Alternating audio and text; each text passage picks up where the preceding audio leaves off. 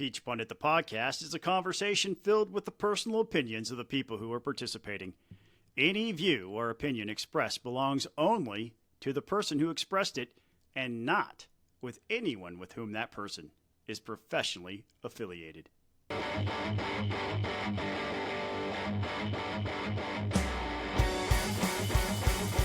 Hey folks, it's Jason Pye. Welcome to another episode of Peach Pundit, the podcast. We have a full house today. Buzz and Scott are both here. And guys, one of these days I'm going to get around to actually recording vocals on that and the 40 other songs that I've written since I guess I started doing this back in the end of 2021. So yeah, over nearly 4 years. So I mean, I have a couple records worth of material that I could just put somewhere if I actually dedicated some time to it. Instead, I just keep taking jobs to anybody who will pay me, and loading up my professional life as well as a busy personal life. But my understanding is you guys got some snow. Yeah, I got, well, in Lawrenceville, I don't know what the official count was, but I pegged it 3/4 of an inch at my house. That's respectable. Maybe an inch.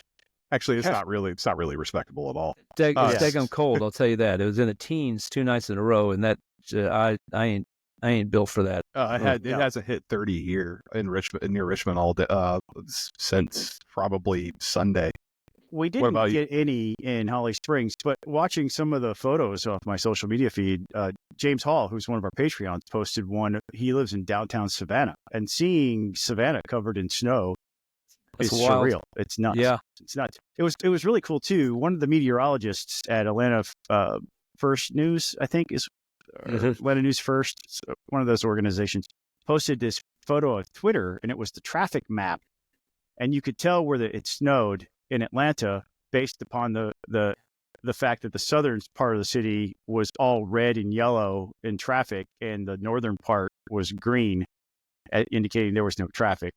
It was only in Atlanta can you tell where it snowed by the traffic maps. No joke. And here in Chesterfield County, Virginia, they closed schools today because of the 1/10 of an inch we got last night, which I mean, be too careful. Well, I guess. I mean, that's just proving that Virginia's still in the South. They may not want to associate with us all the time, but they're still in the South if they close for half an inch. Yeah, we're only about 60 miles from the North Carolina state line. So, but I say all that to say that since Chesterfield County schools were closed today, Reagan has been home with me all day, and she's currently laying on my couch on her iPad in my office, which means, Miss Laura, I can't say bad words, so you should be, or as we call them, adult words.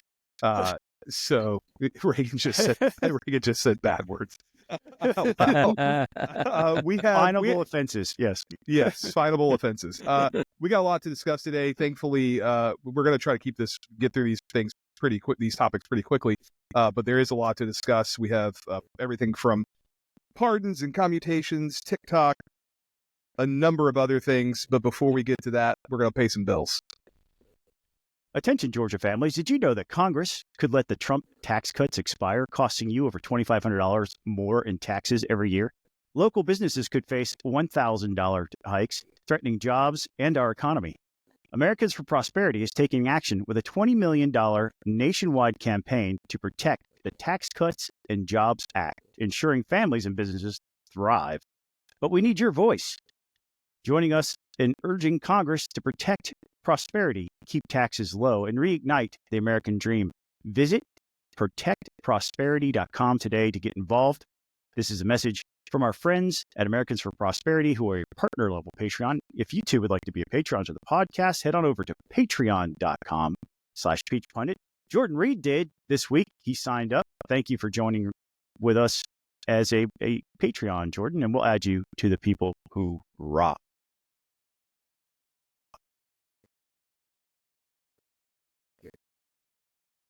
Golden Retriever Rescue of Atlanta, GRRA, is an all-volunteer, tax-deductible charitable organization. They are dedicated to providing veterinary care, comprehensive evaluation, and foster and adoptive homes to golden and Labrador retrievers who are abandoned, mistreated, neglected, or left in shelters throughout Georgia. We encourage you to visit their website grra.com and help connect people and dogs that need each other in their lives. You truly can make this world a better place by helping find All right, homes guys. of So hope for these golden-hearted pups. there was a lot of headlines this week over the. I mean, it's been kind of like a whirlwind since Sunday. So you had President Biden, who issued pardons for members of his family and their spouses, and then for the members of the January 6th Select Committee, and then Donald Trump, on one of his first actions was a number of pardons as well as a handful of commutations for people who were involved of the events of January 6th, which I have a lot to say.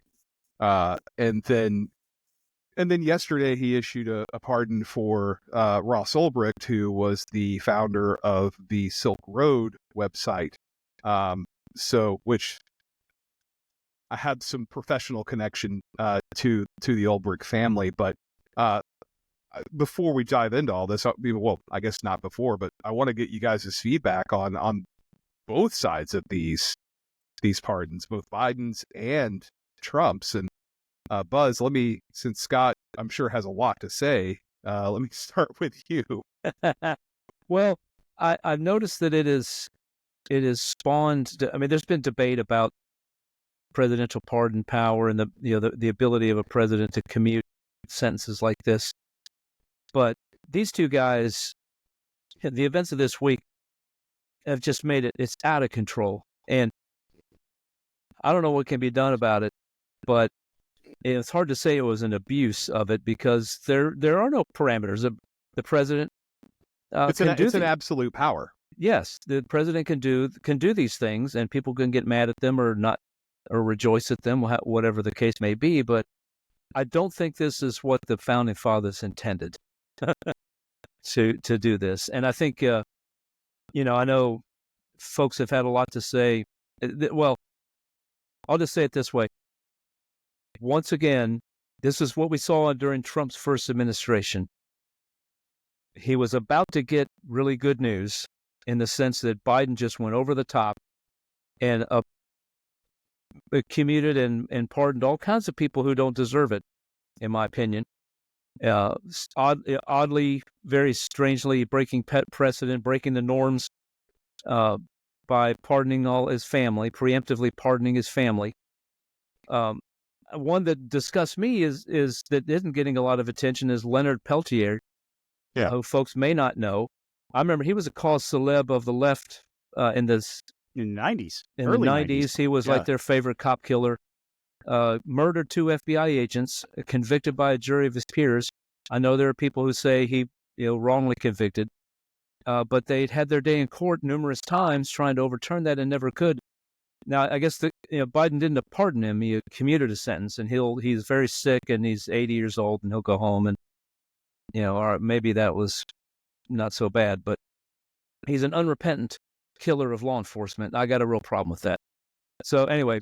The January 6 ones, I have big problems with a lot of that too. But Trump was about this instead of the story being look at Biden's horrific abuse of this unlimited power. It's all about Trump's horrific abuse of this unlimited power, and so I forgot about the Peltier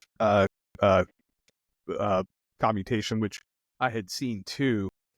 Which, and I admittedly, the only thing I knew about that particular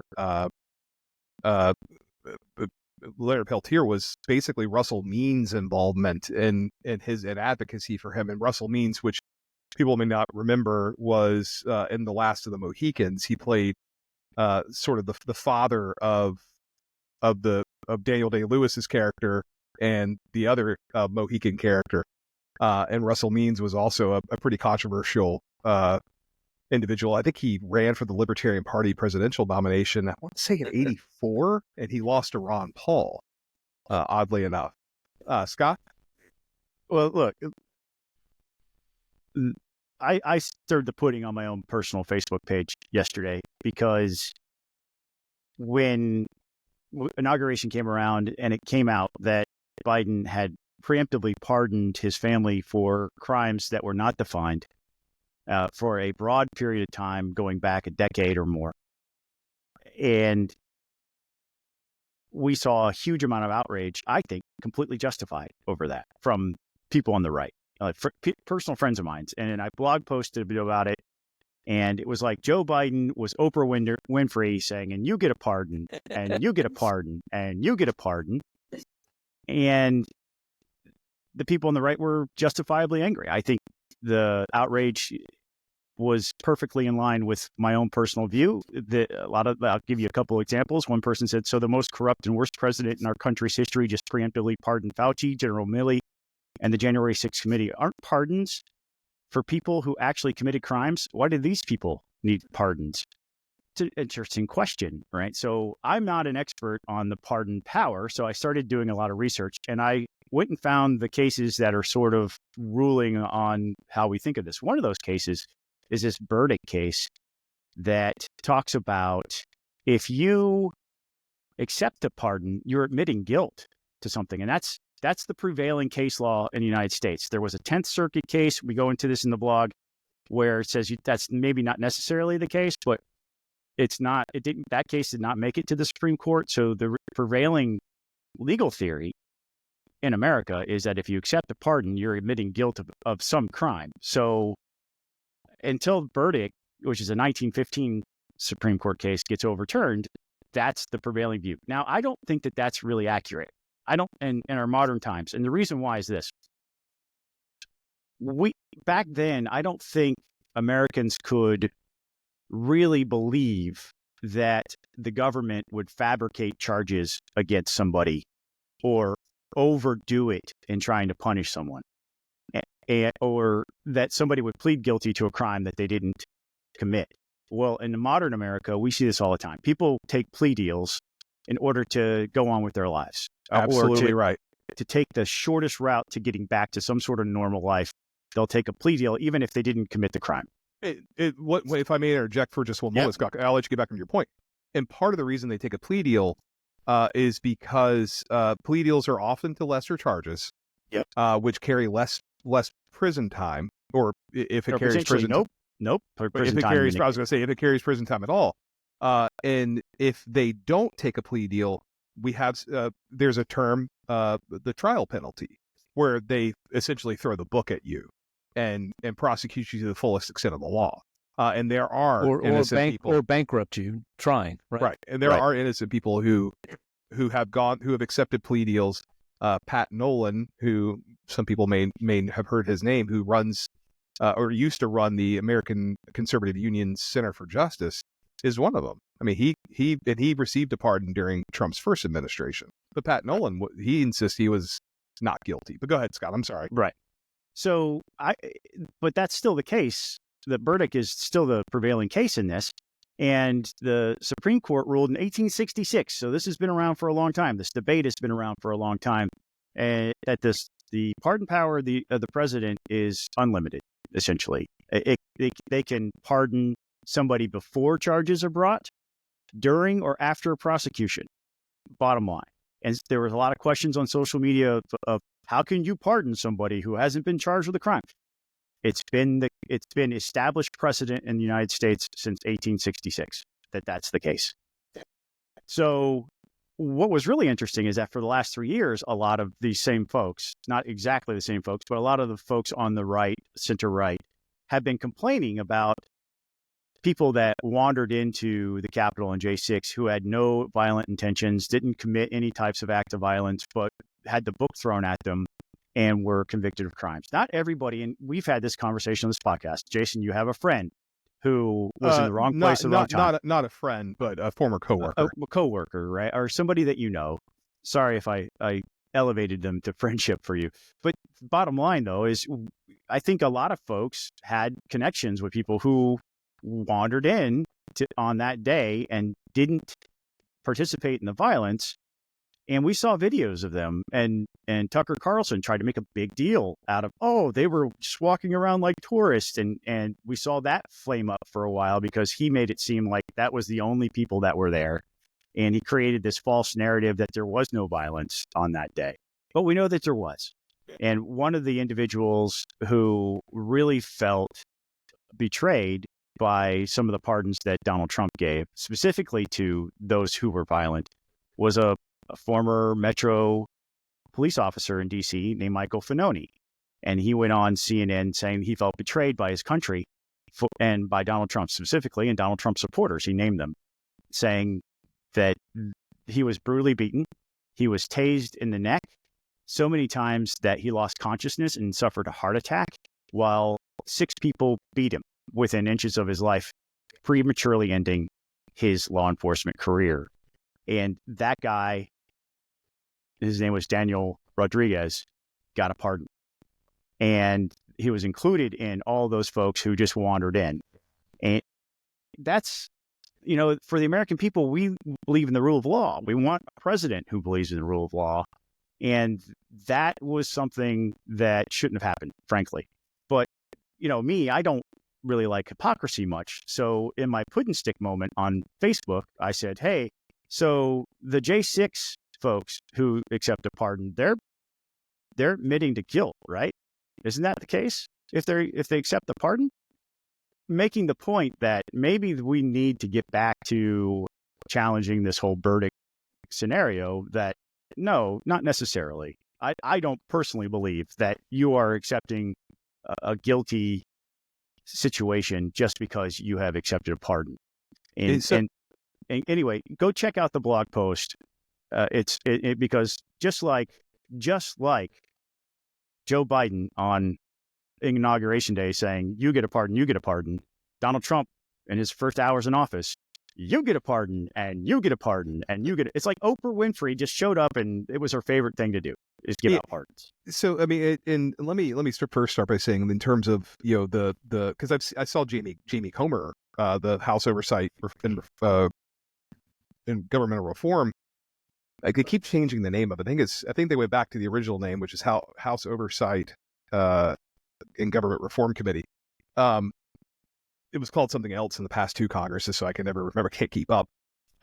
So he said that, getting a pardon or even being offered a pardon is an admission of guilt. He said essentially the same thing. And I do want to point out that Congressman Mo Brooks inquired with the White House with then White House Chief of Staff Mark Meadows, requesting pardons for himself, Representative Matt Gaetz, Representative Louis Gohmert, and every congressman and senator who voted to reject the Electoral College submissions for Arizona and Pennsylvania. White House aides testified that Congressman Andy Biggs, Marjorie Taylor Greene, Scott Perry also requested preemptive pardons. I have a question about that, because as far as I know, the source for that is Cassidy Hutchinson. Are there more sources than just Cassidy Hutchinson? Because I don't believe a word that lady says. So that is your opinion. I'm looking. It is my opinion. I don't believe. I'm looking at this. I typed in which members are into ChatGPT, because this is what I use when I need quick answer for something. So it doesn't say that she was the specific, at least according to ChatGPT, it doesn't say the specific source. It just shows me a Wikipedia link that I have not clicked on.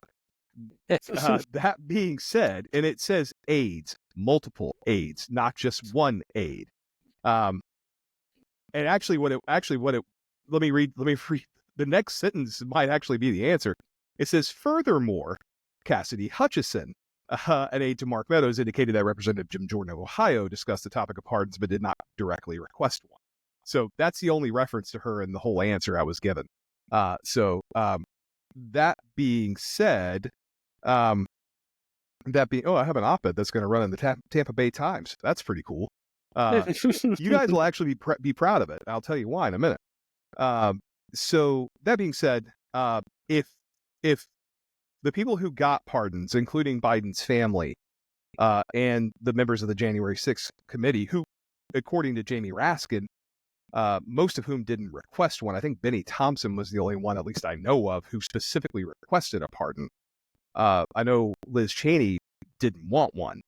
But Raskin says he was researching whether or not they had to accept the pardon to actually get it. They don't. That's okay. another case that, and if you read our blog post at Peach Pundit, there is a specific case that I mentioned in the blog that you do not have to accept it. And if you don't accept it, then it doesn't apply. But my point, and I don't think that the every congressman and senator who voted to reject the Electoral College admissions, you'd have to go back and say that every person who's ever voted against it. Yeah, like that's ridiculous. That's ridiculous. But Brooks was actively trying to subvert the process. Gates, Gomert, I don't know what to the extent to which they were involved, but presumably they were involved to some extent. Biggs, Green, Harry, we all know they were involved. My point is that an admission of guilt? If Biden's family getting them, if the J6 committee getting them are admissions of guilt, well, what about these guys? Shouldn't we hold them to that same standard and say they probably committed a crime?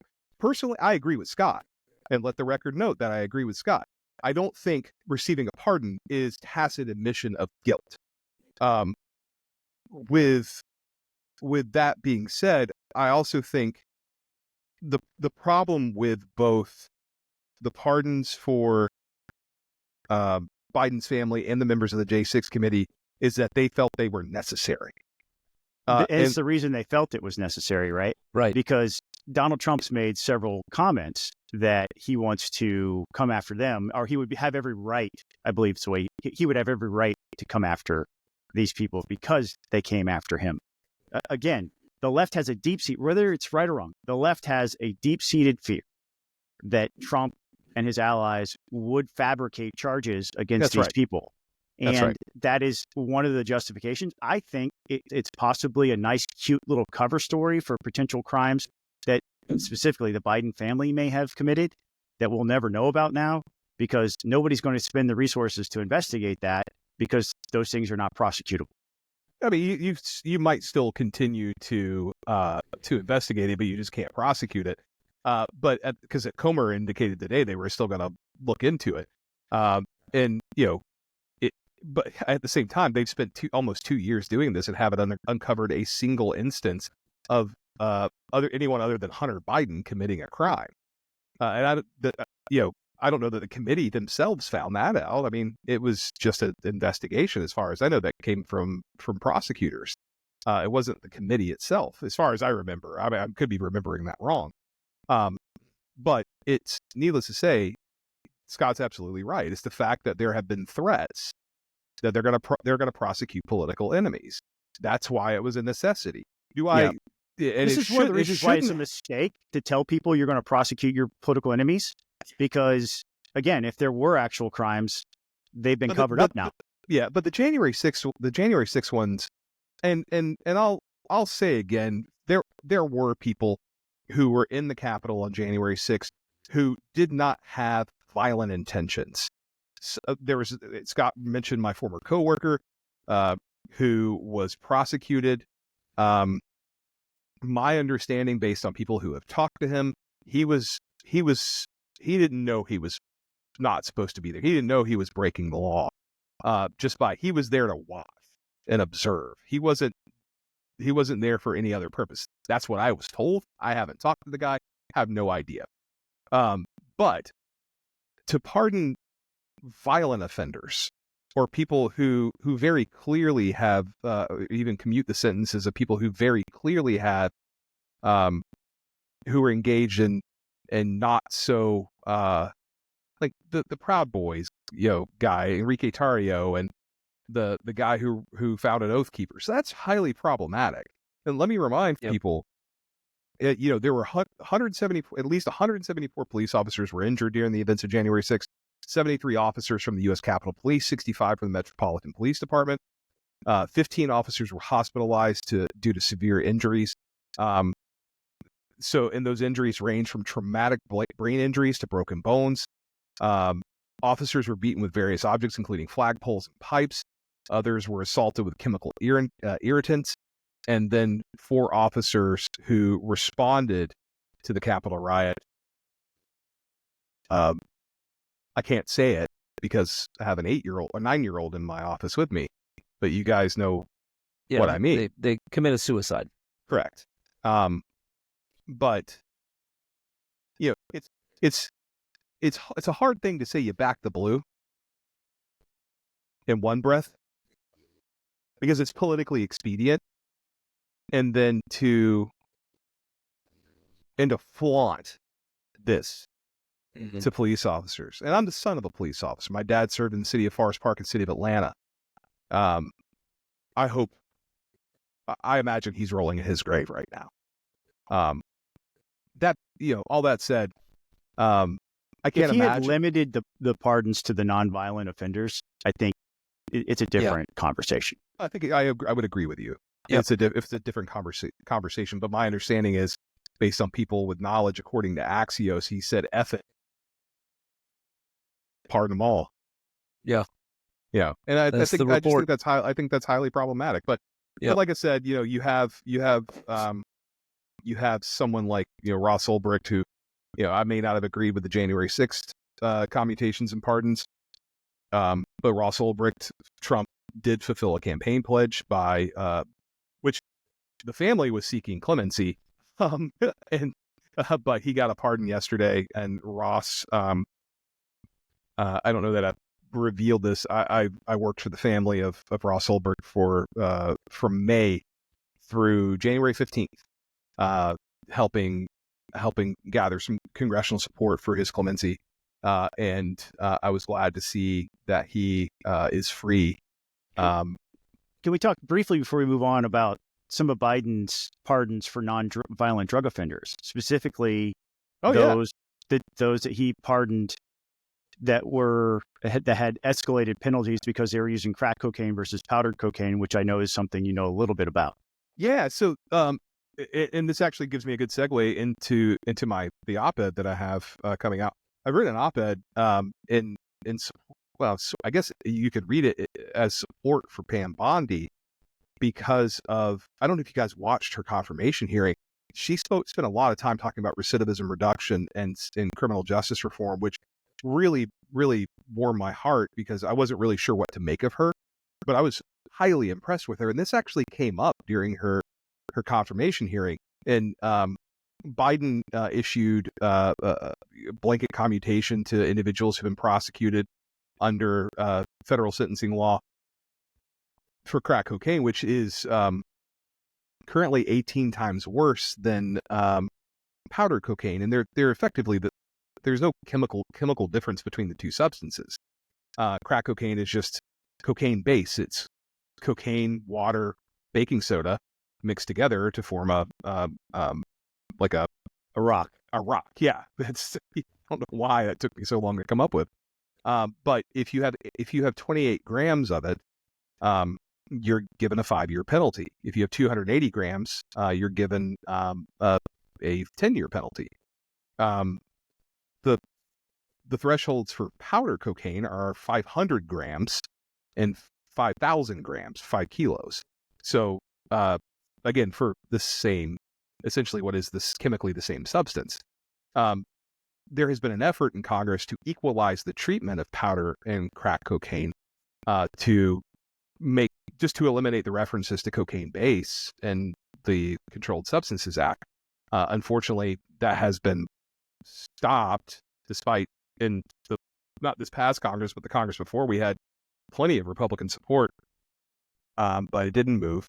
But Senator Booker asked Bondi about that, and she indicated that she would look into the legislation, but she acknowledged that Florida has equal treatment between crack cocaine and powder cocaine. Georgia does too. And really, I think all but 9 states treat the substances the same. Right. And it's ridiculous that here we are, and it used to be much higher. It used to be 100 to 1. It used to, you had 5 grams of crack, it triggered the 5-year penalty, but that changed in 2011 because of the Fair Sentencing Act. But here we are, almost 40 years after the passage of the Controlled Substances Act, or not the controlled, but the 86 crime bill, And we're still having a debate over this when the vast majority of states treat it the same way. It's just Congress hasn't caught up because of the insolence of a handful of senators who think that if they change it, somehow it's going to create a new crack cocaine epidemic, which it's not, because meth and fentanyl meth is 46% of all federal drug trafficking prosecutions these days. But, kudos to Bondi. I mean, I was impressed with her. I'm not impressed by some of the other nominees. I think Hegseth is a moron, and I think Patel is potentially very dangerous, but Bondi was very impressive. And I know we're going to talk more about some of the other nominees, specifically Doug Collins, later, but it's high time we get rid of that disparity. Scott, I don't have anything else to add. You have nothing else to add? No, I wanted your perspective on that, and that's why I asked you the question. Oh, well, I appreciate that. So one of the other executive orders from this week that has made some headlines is President Trump's executive order to give TikTok more time, essentially, to figure out what they're going to do in light of the congressional ban on TikTok. Which this one, man, this one is interesting, and yeah, it's interesting. That's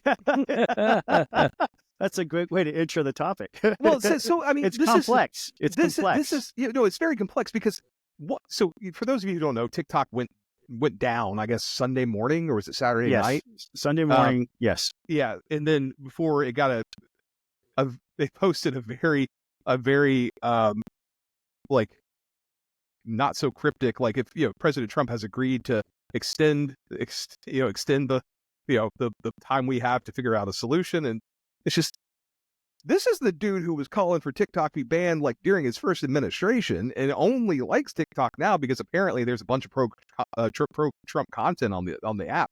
But the thing that I find so funny, one, every website you're on, every app on your phone collects all sorts of data on you. Mm-hmm. Facebook, probably, I think Facebook and X, Instagram, all collect way more data than TikTok does. That being said, do you know where people are flocking to? Red Note. Who owns Red Note? Chinese people. Yep. My understanding is named after. It's actually the little red book. Is named after Mao's Little Red Book manifesto. Yes. Yeah. So, and they're not going to ban that too? Well, I think they will. But look, this is really complex because I addressed this in the blog post about why not enforcing the TikTok ban is problematic. The Facebook, the Instagram, Alexa, and Amazon, Pinterest, every social media company that's American-based definitely is collecting a lot of the same information. The big difference is none of them are beholden to the Communist Chinese Party. Yeah, and none of them have backdoors to the CCP to collect data on Americans. TikTok is also the only of those apps that require you to use their in-app browser to look at their content. You can surf Facebook using Brave on your phone, which limits some of the exposure that you would have in that data collection. You can use Brave you can go into private mode on various browsers outside of the in-app browser that's provided. TikTok also, they got caught kind of with their hand in the cookie jar because a cybersecurity expert found that they had keystroke logging capability that they claim they've never used. But the problem is that if you are a Chinese-based corporation like ByteDance is, that there is a law in China that requires all corporations and individuals to engage in surveillance for their national security concerns at the drop of a hat and their whim. No warrant, no notification, so that if the Chinese Communist Party wanted to grab that information now and build up a profile, they could begin identifying people that maybe they could exploit for various purposes, whether it be engaging in counter-revolutionary activities in the United States, espionage targets. They can begin, if these kids who are using them to make really dumb videos today do some stupid stuff, they have that history right there that they could use to potentially leverage when they get to be an adult and are in government or in some sort of big industry leadership position, which weakens the national security of the United States. The difference between the American companies and the Chinese companies is that China is our largest foreign adversary there is. And we're giving them access to our kids and all this data without any type of check. The fix was they were supposed to be divested. They were supposed to find a way to sell off and become an American company, basically, and play under the same rules as Facebook and Alexa and Instagram and all the others. But they refused to do that. And they've had 6+ months to do that. The executive order that Donald Trump signed is illegal because the law says that you get 90 days extension one time from the president only if there are viable plans for the divestiture to be complete. Tom Cotton was on the floor of the Senate last week saying there should be no extension for ByteDance and for TikTok based upon the way the law is worded because they have not put forth any good faith effort to divest themselves of Chinese ownership.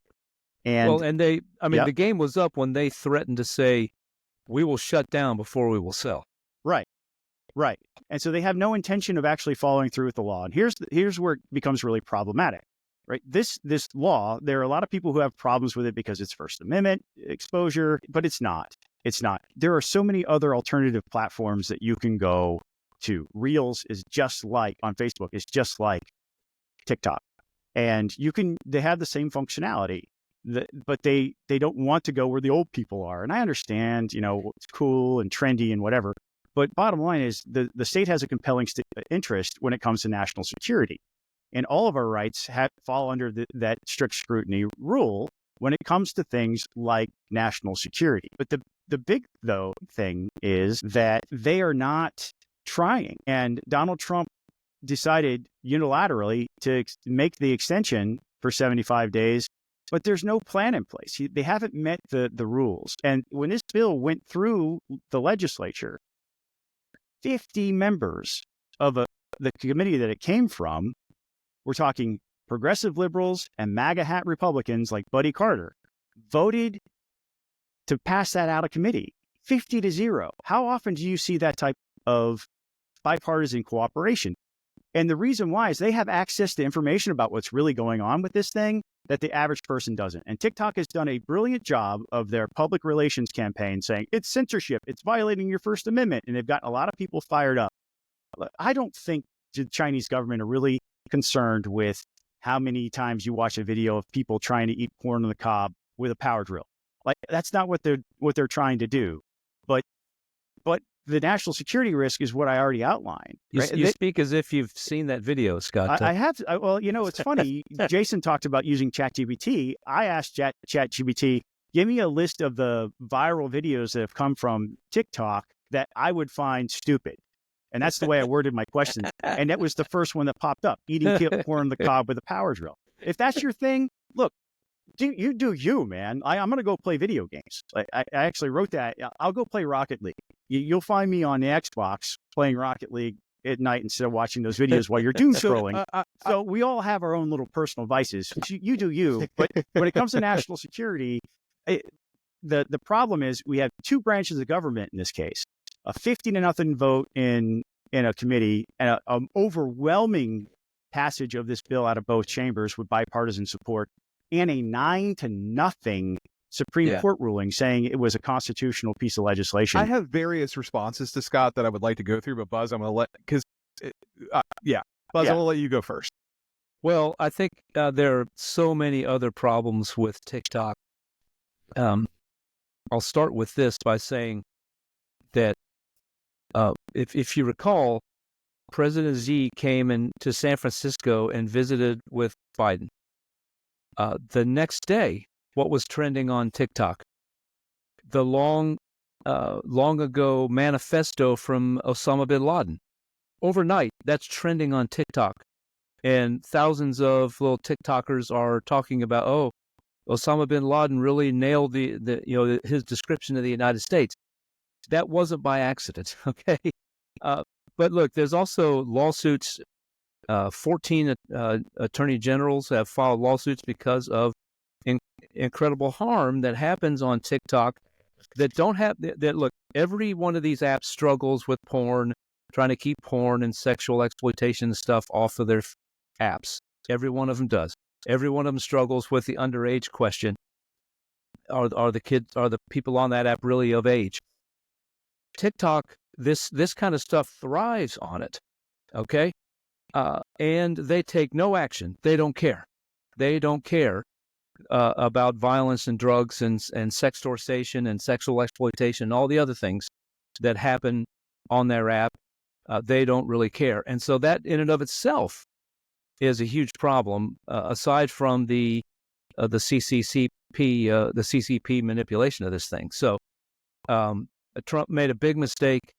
At least the apps that are run in the Western world try to play fair and try to limit the harm, but incredible harm comes from that. And of course, Jonathan Haidt, the author, who's no conservative, has been railing against this and other apps for the harm that they do. There's all sorts of evidence and studies that talk about depression and anxiety and addictive behavior and compulsive and problematic use of these apps. And TikTok is revolutionary in its ability to addict young people to its platform. So I got all kinds of problems with it. That's nanny state stuff, and fine, we can debate that. But I think with Jonathan Haidt's point that I completely agree with, younger kids should not be on these apps. And Australia's debating a bill right now to raise the age to 16. And we've had all sorts of debates about how do we make sure that places like Pornhub keep kids off, and their answer is somewhat like TikTok. Well, we're going to shut down rather than actually try to enforce keeping kids off our platform. So it's all kinds of these other social problems that we're seeing from all these sorts of things, and TikTok is leading the charge. These responses, and let me couple quick notes. One, porn is absolutely available on Twitter or X. Sure. What do you want to call it now? I'm not saying they're not. I'm saying at least they try. They don't even try. It's just there. So it has always been, and unless Elon Musk abandons his free speech absolutism, which he says he has, it's not going away. So that's thing number one. Thing number two, like Pornhub and other websites like that, because they passed a bill in Virginia. I don't remember how long ago that you have to have. They require age verification. Utah as well. Yeah. So and I think Pornhub just pulled out of Florida, if memory serves. The problem with those sorts of bills, especially for whether it's a child or an adult, whatever the case may be, who knows enough about the internet, is you just go download a VPN to get around it and say you're in another state or another country. And it's those sorts of bans. Like, yeah, they're enforceable to a point, but if you have a VPN, they're pretty easy to get around. But more specific to TikTok, and let me start by saying, I agree with Scott that twice tonight that they're and I read the legislation when it initially went through. I haven't read it since, but I'm sure the gentleman knows of what he speaks. To quote the Speaker of the Georgia House of Representatives. So there probably isn't much leeway based on what I remember of the law to do this. But I do want to say a few things here. One that's a practical thing, and the others that are factual. And I'll go the factual one first. All of TikTok's U.S.-based data is housed in the United States by Oracle. Mm-hmm. Oracle was tasked with reviewing the algorithm. Oracle, in this deal was apparently enough to satisfy CFIUS, the Committee on Foreign Investment in the United States, which is part of the Treasury Department. So they monitor data flows. You're talking about Project Texas Project Texas, correct? Yeah. Yes, Mm-hmm. And then there's also Project Clover in Europe. So that's the factual side of, in terms of like data, things like that, where it's housed, where it goes, and to say that, well, the Chinese Communist Party, which I'm not sure how much of TikTok they own, but it ain't all of it, and it's not even half of it. They don't have to own any of it. They just have to be a Chinese-based company, and they're required by law in China to give up the goods when requested, even if it's located in the United States, because they're a Chinese company. And that takes me to my practical problem that I haven't seen supporters of the bill really acknowledge. It's, first of all, if China wanted data on Americans, all they have to do is go to any third-party data broker on the open market and buy that data. And that, without any risk, by the way, to TikTok's market share of users or its share value on the stock market. Because if they did that, if the Chinese government asked for droves of data on American citizens, and that information was ever publicly revealed, and we would almost certainly know at some point whether that information was publicly revealed. Even taking the risk, Scott, of it coming out that it was done would seriously hurt TikTok's or ByteDance's financial standing. So I think about the practical implication of this. Dinesh D'Souza can go, or Free the Vote can go, or True the Vote can go and buy data on some random guy and claim, it'd say that he was ballot harvesting and blah blah blah blah blah. And when they were forced by the court to provide that data, they didn't, because they made it up. So you're right. So my point is, we know this happened. But you're acting like the communists are in China will give a crap about market share and valuation of TikTok. That's not what they're in this for. They're not in it for the money. They're in it for the leverage over Americans. Well, they want to know us better than we know ourselves and manipulate the heck out of us. That's what they want to do. Exactly. I understand the argument, but I don't know that you can buy that kind of information. Yeah, it's a double-edged sword. You can buy that information because TikTok is a third-party app. So any information it collects, the information while simultaneously publishing propaganda like Osama bin Laden nailed his aspects of criticisms in the United States. I'm not defending the content on TikTok. I'm simply saying that it's not something that I think supporters of the bill have fully thought through. No, I will give you. There are problems with the bill, and then the national security implications. Like, I understand that that's where the court ruled. But if you were involved, if you had the slightest awareness of this bill when it was going through Congress, you would know that the quiet part that was never really said loud was about to some degree the amount of content that was being produced on TikTok that was anti-Israel and pro-Gaza. There are people who are supporting it for censorship reasons. Those are not my reasons.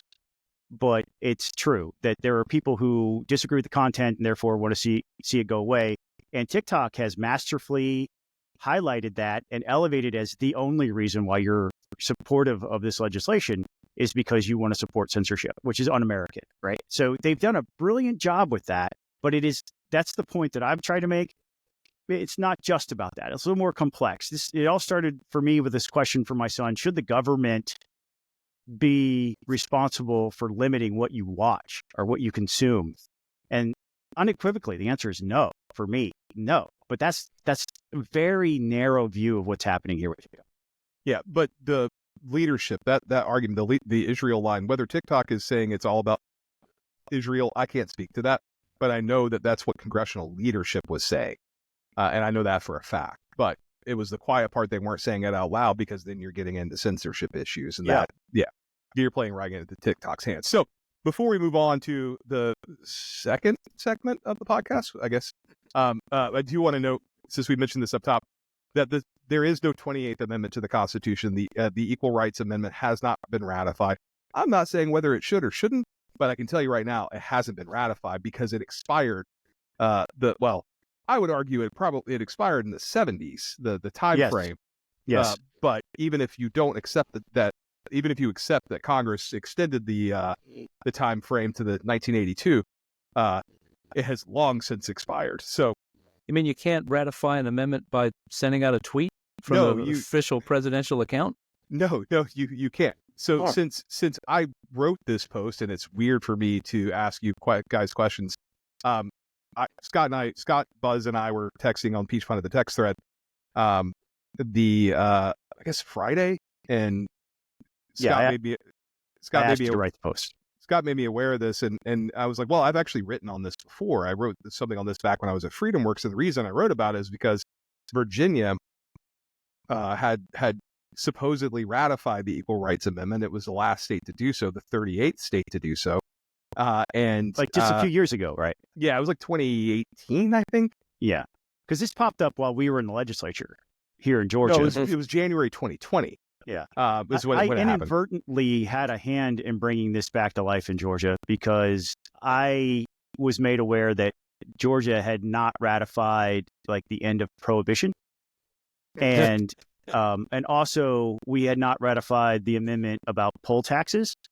And so I dropped two pieces of legislation to ratify those two amendments to join the rest of the country. And when I did that, somebody immediately dropped a resolution to ratify the ERA. And I got into some hot water with my leadership because when I dropped those, I thought I was doing something fairly harmless and kind of cute. Like, oh, yeah, we're going to come into the 21st century and say, yeah, you can buy a beer. And also, we're not going to charge you a poll tax to go vote. And along came the ERA people that I had no idea were still out there saying that we need to ratify the ERA. I think it was Renee Underman. Was it Renee Underman that did that? It was the same year that I co-signed it or something. Yeah, it was the same year that I introduced those two resolutions ratifying those two amendments to the U.S. Constitution. So I had a small part to play in that here in Georgia. And then I had to very vocally explain to some of my colleagues in the Republican caucus who were willing to sign on to the ratification of the ERA here in Georgia. No, it's expired. And luckily, the archivist for the United States came along and made a pair of public statements saying that I was right. Yeah, no, and she made that statement as recently as like December too. I mean, this is what she basically said is based on like court decisions and existing procedure. Like this, no, it's not ratified and it can't be ratified. And this is the thing for background. When the Equal Rights Amendment was passed by Congress in the 70s, they put a 7-year time frame that the amendment had to be ratified. And then that expired. I pulled up the post here. I'm trying to find my specific dates here for it. So the original deadline was March 22nd, 1979. And then they extended the deadline out to January 30th, 1982, and they did that in 1978. And there's a couple interesting aspects of this. First of all, 6 states have rescinded their ratification. 5 of those states did it within the original time frame. Now, rescinding a ratification is a constitutional gray area. The Constitution itself doesn't speak to this. Article 5 doesn't speak to this at all. So can a legislature rescind a ratification after initially ratifying it? And then Congress, when they changed the date, remember, it takes 2/3 of the House and Senate voting in the affirmative to pass a constitutional amendment. The president has no part in the process.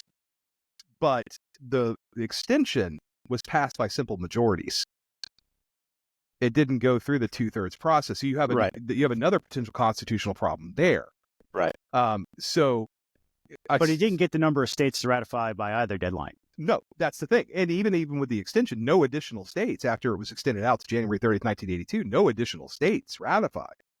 So, yeah, it's kind of ridiculous to see, because now you have 3 states that have subsequently ratified. You have, I think it's Illinois, Nevada, and Virginia. The court has already weighed in on on limitations, the time frames that an amendment has to be passed. It's basically, if it's not specifically time, if there's not no specific time frame given, it's open-ended, which is why we have the 27th Amendment to begin with. People may realize the 27th Amendment was originally proposed in like 1791, something like that, 1789. And it wasn't ratified until 1992. And it was some kid in high school who apparently like pushed for ratification. He revived it on his own. But no, there is no 28th Amendment to the Constitution. The Equal Rights Amendment has not been ratified. Personally, I think I even said this in the post. Half the states already have language that is similar or analogous to the Equal Rights Amendment. Some go further, and a number of those are Republican states, including Texas and Utah. I don't see the problem with it, but at the same time, I also don't know that it's necessary because of the Equal Protection Clause of Section 1 under the 14th Amendment. Bingo. Like for those who are sad that the ARA didn't get ratified or is not the 28th Amendment, that's what you can cling to, is that your rights based on your gender are protected equally already. Yeah. We have the Equal Protection Clause for a reason, and it's there. No, and it's in effect. And if you go to the Peach Fund of the blog, you can read my post. I mentioned both of these things, the 25 states who have language analogous to the Equal Rights Amendment, and as well as the Equal Protection Clause of the 14th Amendment. Like I said, I mean, it seems like a redundancy with that language. I'm not opposed to it, but it doesn't currently exist in constitutional law. Buzz, you want to add anything to our conversation? Nope.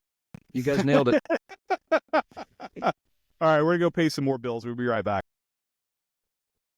Peach Pundit has an anonymous Patreon who would like to invite you to learn more about the Alzheimer's Association. The Alzheimer's Association leads the way to end Alzheimer's and all other dementia by accelerating global research, driving risk reduction and early detection, and maximizing quality care and support. No one should fight Alzheimer's alone. With your help, no one will. Learn more on their website, alz.org. Conservatives Concerned is a network of political and social conservatives who question the alignment of capital punishment with conservative principles and values. Our programs include educating conservatives about the failed death penalty system and mobilizing them to bring about its end. We come to this issue for a variety of reasons. Some believe that small government and the death penalty don't go together, especially when we compare the high costs of capital punishment to life without possibility of release. Some don't trust the state to get it right. We already know that some innocent people have been sentenced to death, and for others, it may already be too late.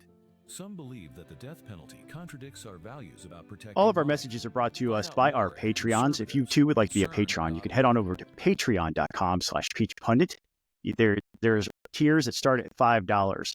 And if you get the $10 level, last week's podcast, I had to edit out like 45 minutes of additional content in order to get it to a manageable size. But if you have that $10 level, you get to watch all that and consume it as it happens. And we actually do have people who do that. So head on over to patreon.com/peachpundit. Tons of extra content for you if you do. Thank you for our Patreons for supporting the podcast.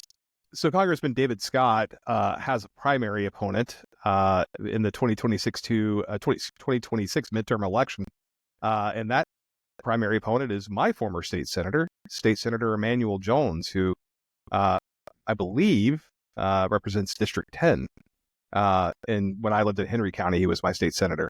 This is interesting because Scott has suffered some political defeats lately. He was the ranking member on the House Agriculture Committee.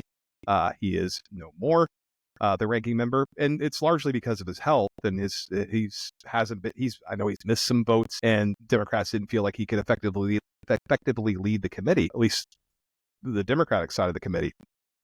Is David Scott's career coming to an end, Buzz? I think so. He's survived primary challenges in the last two elections, but nobody of Emmanuel Jones' stature. Yeah. They were young activists and other folks who were challenging David Scott. I think he's in trouble, and I think wouldn't surprise me at all if Senator Jones defeated him. Yeah, Scott, do you think Scott will even run for re-election? Who knows? These guys get in there and they've been there for so long, it's part of their identity now, and they can't imagine a world or a life without the role, the job, the title, and all the perks and benefits that come with it, and the prestige.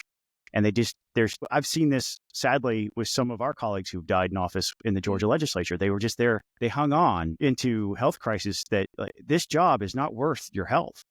And at a certain point, you pass the torch and let somebody else carry it. I think what was most telling was Senator Jones' statement saying, I don't care if David Scott, I'm paraphrasing, I don't care if David Scott runs for re-election or not, I'm running. Yeah. And I think that signals that there's a huge amount of discontent with him and his inability to actually do the job because of his health. He's missed a ton of votes. His staffers were angry with the media for taking pictures of him being pushed around in a wheelchair. It's not a great look. And I hope he does the right thing and decides to pass the torch. Yeah, I think he will be 81 years old. Well, could be 80, depending on when the primary is next year. He'll be 80, 81 years old. He's been in Congress since 2003, is, as you noted, Scott, being pushed around a wheelchair to get around the Capitol complex. He has served for more than 20 years. There is a big movement in Democratic politics in Washington, D.C. right now to pass the torch. I think it probably is time to pass the torch, especially when it's not just a state senator from your district who is saying this. It's members of the House Democratic Caucus who are saying, you cannot fulfill the responsibilities of being a ranking member, the top Democrat on an important committee, which handles the farm bill every 5 years. We need to go someone who can handle these responsibilities. It's not an easy decision, and like you said, I agree with this is the third time. I agree with everything Scott said. You get the prestige. This is record. You get the prestige of being in Congress, but maybe it's time to retire. Go live life. Yeah. So Colton Moore can take a victory lap. He will be allowed to attend future joint sessions of Congress. I think we talked about this last week, and legislature. Wow. I mean, I think he could attend. I think he's always been able to attend joint sessions of Congress, but maybe not on the floor. He would have an easier time getting in the United States House of Representatives. Granted, he would have to sit in the gallery. But he will be allowed to attend future joint sessions of the legislature. I think if last week I quoted from Nathan Smith, who had said a former senator had told him that he should have been allowed to attend that the ban in the House did not apply to joint sessions. So he won. He made himself look ridiculous in the process, but he won. No, and he built up tons of fans in the process, too. Even people who never heard of Colton Moore before, they have no idea who he is, what he stands for, or any of his previous antics. They don't know the history of how we got to this point and why he was banned. And there are a lot of people who argued with me on social media about this. Bottom line is this. Look, the House instills a great deal of power in the Speaker. And the Speaker decided that he didn't want this guy around because of this David Ralston comments on the day that David Ralston's family came to honor him and his service. And it was his wrong time. Even Lieutenant Governor Jones kicked him out of the well of the Senate that day, telling him it was the inappropriate time and place to make the comments that he was making. Again, I'll point out that the statements that he made from the well that day were factually accurate. I went back and watched them to make sure, because I was involved with all of that at the time, and he made factual statements, but there just wasn't the time and place to have that debate on that day. And so what the House did, and the Speaker did, is he called on James Beverly, who was the minority leader at the time, and Beverly stood up and said, I support you banning him. And it gave the impression that there was a vote. Like I had thought, because he called it a motion with emotion, I thought potentially that was maybe, but there was no vote taken. It was sort of a decree. This put the Speaker in a position where it was like his sole decision. And politically, Colton Moore played him.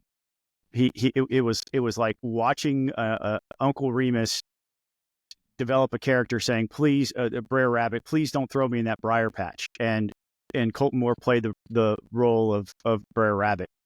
He totally wanted everything to happen that happened to him last week. And so there's some other evidence. There was a third-party group that created a website called Stand With Colton. Within several hours of him getting arrested, that website was active and collecting donations for their organization. The national organization Andy Roth has, the Freedom Caucus organization, the National Freedom Caucus organization that has presences in most state houses now, was raising money off of this. This was all and then the chief of staff for Senator Moore the day before had made a video of him going into the doorkeeper's office, asking and basically agitating them, saying, are you going to keep him out? And that has been all over social media. They orchestrated this. And unfortunately, don't be mad at me. I'm just telling you what everybody else sees. This isn't necessarily my personal opinion here that I'm expressing, but he played them perfectly. He got everything he wanted out of it. We talked briefly about that video that Buzz mentioned last week of Colton Moore in the hospital. He had a blood pressure cuff on his arm. He had a pulse ox thing on his finger. And he was saying that, his left hand was all busted up and swollen. Well, if you watch the flop where he gets pushed to the ground, I guess, I don't really think it was very much of a push. He definitely flopped. And when he flopped, his left hand was in the air. It didn't touch the ground. It didn't make contact with anything if you watch the video. And some folks disagree with me that he was trying to force his way in. If you watch that video, you can't tell me he wasn't trying to use his body to force his way in. He absolutely was. He absolutely was. He was, he didn't lay hands on them, but you don't have to lay hands to create bodily force, especially when you're as large of a human being as Colton Moore is. He towers over everybody. He's so tall in that video. Even Corey Mulkey, who was a large human, he towered over him. And he was definitely trying to create bodily force to push his way in there, creating a breach of the peace, frankly. But everything that transpired on that day, that he had planned that way in advance, and the fact that the House sort of played into it gave him a victory. Colton Moore won. Colton Moore won. Yeah, it's just an unfortunate situation, and I agree that Colton Moore and his people, they needed some more media attention. Is all I can conclude. And I'm sure he's raised a bunch of money off this, and there's all sorts of people on Twitter saying that they want Colton Moore to run for governor. So I think we'll see more of this until he runs for whatever it is he's going to run for. And I think we'll know very soon. And just to really highlight, this goes way back. It was not just the Ralston issue. He had been kicked out of his own caucus in the Republican Senate for a reason. He's a loose cannon, and his colleagues see him as dangerous. So it's a accumulation of things that led to the ban, not just one thing. And people want to point to this one thing. They don't know the whole story. Right. Yeah. So Sumter County, Georgia, is apparently playing right into the hands of conspiracy theorists. Scott, can you tell me what this one's about? Can I just tell you? And I go to Scott first. I was going to go to Buzz. So I go to Scott first because the link he sent over is paywalled. And some of us canceled our subscriptions to the AJC in favor of the New York Times, the Washington Post, the Wall Street Journal. Well, I don't pay for articles on the AJC either. I use Brave and the reader function to get beyond their paywall because they haven't figured that out yet. This is what happened. There was a water board position down there that nobody qualified for, and so somebody decided waterboarding. It's Water and Sewage Soil Authority. and Water Commission, right? Yeah, soil and water, sewage. They handle, every county's got one. Usually, it's an unopposed race because it's a technically challenging position to be in. You're responsible for making sure erosion isn't an issue. Your sewers working, the waters. Anyway, nobody qualified in Sumter County. It's a small county. There's not a lot of people in Sumter County. And the election supervisor down there goofed in a major way. When a write-in candidate, you have to certify yourself as a write-in candidate prior to being on the ballot. If nobody else is a write-in candidate, all you need is one vote for yourself and you win. Because every other vote, whether it's a write-in or not, at that point, they're all write-ins. But any other candidate that's not a certified write-in candidate, those ballots are tossed. So you had people voting for Mr. Potato Head, Santa Claus, Mickey Mouse, Donald Duck. It ran the gamut of fictional characters, and they weren't eligible to run. So all those ballots, except for the one guy who ended up winning, get thrown out. And instead of only counting the ballots where that guy's name appeared, the election supervisor in Sumter County counted all of the write-ins, even for Mr. Potato Head and the fictional characters, for the winner. And the AJC article, one of the things that really kind of drew my ire on the AJC article is because it said the audit didn't catch it. The audit wasn't designed to catch this particular thing. The audit is about machine counts, not write-ins. And write-ins are a different category. They go under a different process. In order for write-ins to be deemed valid, the law requires a member from each party and the election supervisor or their designee to be in a room saying we approve them. And this lady broke the law. The legislature says that what this lady did is illegal. She took every vote and gave them to the one legitimate candidate in the race. And so he actually got 127 votes. She gave him like 1,700 votes. It was a down ballot, unopposed race. So the result was not altered in any way. But the audit process that was questioned in the article by the AJC was about the machine count. And if you read the audit report, they actually say, we don't account for this other stuff because we're not legally allowed to. It was caught, I guess, by the Sumter County election supervisor. She contacted the Secretary of State's office and said, I think I might have screwed up. And so now she's under investigation. And frankly, the instructions are very clear. And the law is very clear on how these votes and these ballots are supposed to be tallied and who's responsible for making sure that write-in candidates' totals are accurate. And she didn't follow any of that. And so she's looking at a prosecution, I think. Buzz, aren't you glad that you didn't win the primary for Secretary of State? Absolutely. Absolutely, I am. Look, if you could go back and undo that, you wouldn't change a thing. No, I would not. All sorts of people on planet Earth don't hate me.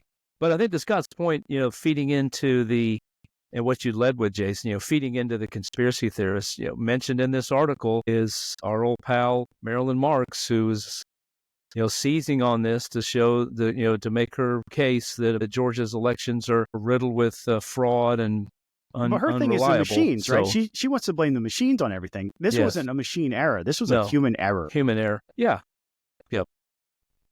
This is just fascinating and wild, but we have other topics. So Chris Carr has raised $2.2 million. He announced, as Scott has said before, he will never forgive him for announcing as early as he did. I'm going to sue him for emotional damage and take half of that. $2.2 million. That's quite a war chest this early. Yeah. Buzz? No, I agree. I think it's impressive. And we all knew Chris Carr was going to be a serious candidate, but this is if you're him, this is why you announce early, and this is why you want to get out there first before everybody else, because now you got a big war chest and you've got people locked down supporting you. So, yeah, this is from mid-November, Scott. Yeah, through I guess what, the end of beginning of legislative session, day one. We're not even talking about a quarter. Right. What I think it will tell you is he is a serious candidate. He does have deep ties to deep pockets, and they're going to get behind him. It's hard not to like Chris Carr. Right. He goes out, he says the right things. He's fighting crime. The issues that he picks up are broadly popular issues. What I think will happen next, though, is a lot of the heat that had been directed from the legislature at Brad Raffensperger, because Brad Raffensperger was considered the largest threat to people who in the legislature that want to run for higher office. I think that heat that was targeted to him is now going to shift to Chris Carr. You'll see a lot more sharp comments, negative takes, and he's basically drawing a giant bullseye on him politically within the Republican Party for people who are going to target him. And so he better keep his nose clean and be above board on everything he does from here on out, because they're going to be people looking for some reason to criticize him. It's harder to mess with the AG's budget you can mess with the Secretary of State's budget, and it doesn't draw a lot of attention. Not many people really care. AG is a high-profile job, and limiting that office's ability to do its job has serious real-world consequences. Not that SOS does either, but yeah, no, I think you're right, Scott. He's put himself out there, and if folks thought he wasn't going to be a factor, they were wrong. I do have to laugh. MAGA is out there. Lots of responses to these tweets about this news are MAGA will never allow this to happen. Go talk to Brian Kemp and Brad Raffensperger about the ability of MAGA to stop somebody from getting elected. That is true, and these we've talked about the disconnect between the activist class and the primary voter before. The primary voter is not necessarily in tune with everything the activist class wants or does. I mean, look at me. I mean, I vote in Republican primaries. I've voted in Republican primaries when I lived in Georgia. I vote in Republican primaries now that I live in Virginia. I am not. I mean, I'm very in tune with what the activist class says it is, but I also think they're crazy. Look, I'm not predicting that. That's not a prediction, by the way. There's a long way to go, and a lot of stuff's going to happen. I'm just saying, random MAGAites on Twitter are not going to be what determines whether Chris Carr is the governor or not. I am feeling more confident in my prediction that he'll stay in the office. Now, if he's able to raise that kind of money in that amount of time, there's no reason for him to depart this year. So I'm more confident from the prediction episode that Chris Carr will still be AG this time next year. Yep. I had a thought and then I lost it. I forgot. ADD is a bad thing. I was going to say, Miss Laura, be proud of me because Reagan left my office like 20 minutes ago because her mom got home. I still haven't said a bad word or an adult word. Yay! So it makes it easier. It can be done. So Scott put this question in the agenda: is Doug Collins' nomination in trouble? So why does he need ad support? There's an ad that's being run apparently by America First Works in support of Doug Collins' nomination. I did not have the opportunity to watch Doug Collins' nomination hearing before the Senate Veterans Affairs Committee, but I think, and I'm just going with the general assumption, like everybody kind of assumes he's going to get confirmed and that he stands to gain even quite a bit of Democratic support. Now, I don't know. And that's just what I've heard. Obviously we will know more as he is approved by committee and his nomination heads to the floor. So, and that will probably, if it hasn't already happened, it will probably happen next week. I'm talking about the committee vote. My assumption is his nomination will be on the floor next week. So I don't anticipate any problems with him. And look, Doug's a friend, good guy. We've already texted some about getting dinner when he's confirmed. So I anticipate that even some Democrats who may very, very hardcore be against some other nominees will vote for his nomination. Excellent. Because it was concerning because I didn't feel like there was any problem with his nomination. But the quality of the ad that they put together, the America First Works ad organization put together, it's slick. They put some resources into creating that with a call to call your senators and have them vote for his confirmation. And I thought, why would he need that? Isn't he a shoo-in? I feel like he should be a shoo-in. But my worldview is limited here in Georgia. I know how popular he is here in Georgia. And I think he would do a fantastic job in that role and serving veterans. So I just created a little bit of a red flag. Why does Doug Collins need an ad to support his nomination? Yeah, it's interesting, Buzz, because they're doing activism around Kash Patel, Pete Hegseth, both of whom Hegseth is probably the more in danger of those two, but Patel is I would argue even more of a concerning nominee. So it is interesting to see this sort of advocacy around a nominee who should have a pretty easy time going through. Yeah, I'm just wondering Doug Collins, I don't know what exactly his role was, but he was with the America First Policy Institute. And now here you've got this group, America First Works. I wonder is it because of that? Is this an organization that's there to support people because there's a couple other people, Brooke Rollins, for example, in ag is another, she was the person who ran the America First Policy Institute. So I wonder if these are just organized out of that America's First Policy Institute to support the nominees who used to work for America First Policy Institute. I don't know. I'm just, I can't imagine that Doug Collins would. I mean, if Pete Hegseth made it out of the committee and looks to have the votes to win on the floor, why in the world would Doug Collins have trouble? Yeah, and they've done some stuff around Pam Bondi too. She worked for them too. So yeah, and then they've got one around John Ratcliffe. So Ratcliffe is probably not in any jeopardy, especially when compared to someone like homegirl from Hawaii, Tulsi Gabbard. If one of them's going to go down, it's going to be her or RFK. And I think if Democrats have to handle Kash Patel way better than they handled Hegseth, because yeah, they looked hysterical and crazy. I thought Kane's line of questioning was actually really good, but the rest of them not so much. Mm-hmm. But even the questions to Bondi, I mean, you saw someone like Chris Coons, who is, I mean, Coons is not a hardcore progressive, but he is without a doubt a Democrat. He is. But for him to get to approach Bondi the way he did, and I think he's probably going to vote against her just because of some questions she didn't answer, or maybe didn't answer in a satisfactory manner. But I think some Democrats are probably looking at her going, I mean, she's not that bad. Whereas someone like Kash Patel, who has a record of saying some pretty crazy stuff in terms of, especially when in regard to going after political opponents, they would have to handle him very differently than they handled Hegseth, who again served on a platter the stuff about him, and he walked away from that hearing hiding behind his faith.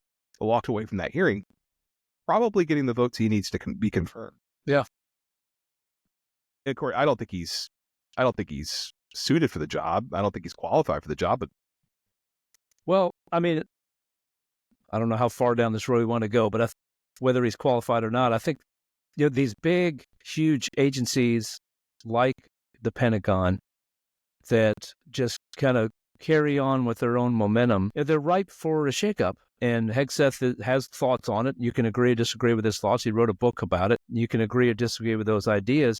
I think the challenge it is a gigantic bureaucracy that's used to doing things the way it's been doing them forever. And there are very, very powerful people in the Pentagon who are have the ability to hunker down and look at a guy like Pete Hegseth and say, yeah, whatever. We'll just hang on for 4 years and you'll be gone. Whether I think the bigger thing is he going to be able to make any substantial change in the way the Pentagon operates or not? And I don't know. That's a tall task. It is a tall task. Scott, you asked about America First Works, and you didn't ask me about specifically who's involved, but you did at least nudge. So the America First Works leadership is the executive director is Ashley Hayek. Tim Dunn, who is a very wealthy individual out of Texas who gives a lot of money to social conservative causes as well as the Texas Public Policy Foundation. Brooke Rollins, she's a board member. Tim Dunn's the chairman. Linda McMahon, board member. Lee Zeldin, board member. Then Josh Trevino and Greg Sindelar. I have interacted with Greg Sindelar. He was or still is at Ride on Crime. And then Josh Trevino, I've interacted with him some too. They're both, Greg Sindelar is the head of the Texas Public Policy Foundation. Josh Trevino works there too. Yeah, I couldn't remember if Josh did or not, but you have three nominees for cabinet level positions who are on the board of this. So I think it's just providing some air cover, and even if the person apparently doesn't need it. Yeah. Well, that makes sense. Thanks for answering the question then. Yeah, but that's all the time we have for today or this week. My stepdaughter wants Chick-fil-A for dinner, so we will be ordering that. I do want to note next week will probably be my last podcast for a couple of weeks, because it definitely will be my last podcast as a single man. Emily and I are getting married on February 8th. Then we are going to Disney for a week. I know February 8th is on a Saturday, but we are going to be packing and driving down to the wedding venue in North Carolina. And as long as nothing changes, and I say that with fingers crossed, Van Jones will be officiating our wedding. Wow. All the criticisms from the right that we take for letting you run this podcast just escalated. For those of you who don't know, Van Jones and I have differences of opinion, but you will not meet a kinder human being than Van Jones. Look, the thing that made Van Jones human to me, before then I didn't really think anything of him at all. Nothing good anyway. But the moment that the debate between Biden and Trump was over and his heartfelt call for Biden to get out of the race, it was purely human and emotionally, he was emotionally invested in that. And it came across that way to me. That he cared about his friend more than anything else, and that his friend was no longer capable of doing the job, and he admitted to that. So at least on that one point, I'd say he was being intellectually honest, but there are plenty of other times I could say I'm not so sure. It was actually, having Van do it was actually Emily's idea, and it wasn't mine. I wasn't going to ask Van. I had other people in mind. I was actually going to ask my uncle, who's an ordained minister. If I were you, I would have reached out to the notary of the public extraordinaire 3-year letterman. That's who I would have reached out to. But Van is a friend, and I appreciate him despite our disagreements. And this is, I want to just take this moment to note, you can have disagreements with people and political disagreements, even strong political disagreements, and still be friends with them. Amen. And these guys tolerate me despite the fact that, I disagree with them on some social issues, and I'm also an atheist, and they still deal with me every week. I got 3 agreements tonight. Yeah, normally there's a lot more disagreement. We demonstrate that a lot on this podcast, except tonight when you guys were like married at the hip or something. Well, actually, one thing I was going to say also, and with as it relates to Van, I got to know him through First Step Hack. And then we exchanged numbers, and we text from time to time, but really excited that he's agreed to do it. My uncle is our backup plan if Van gets called away. But this has been in the works since like October. So we just got to get his travel booked, which I hope to do this week. Congratulations. And we'll miss you on the podcast. We also be looking for us at the Capitol. Buzz and I, hopefully, will be able to do some podcasting from the Capitol along with legislators who are working on various issues. We do have a mobile studio set up now, so we'll be working on that. I've been told by a Senate staffer, Scott, that all members of the Senate on the Republican side are available to us. So excellent. And they're all running for higher office, so I'm sure they'd be very interested. Yeah. So that's only a slight exaggeration. Yeah. That's great.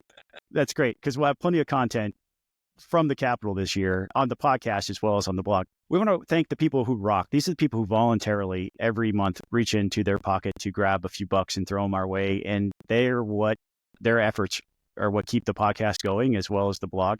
Without them, it would be dead. It'd be dark. It would be like it was before.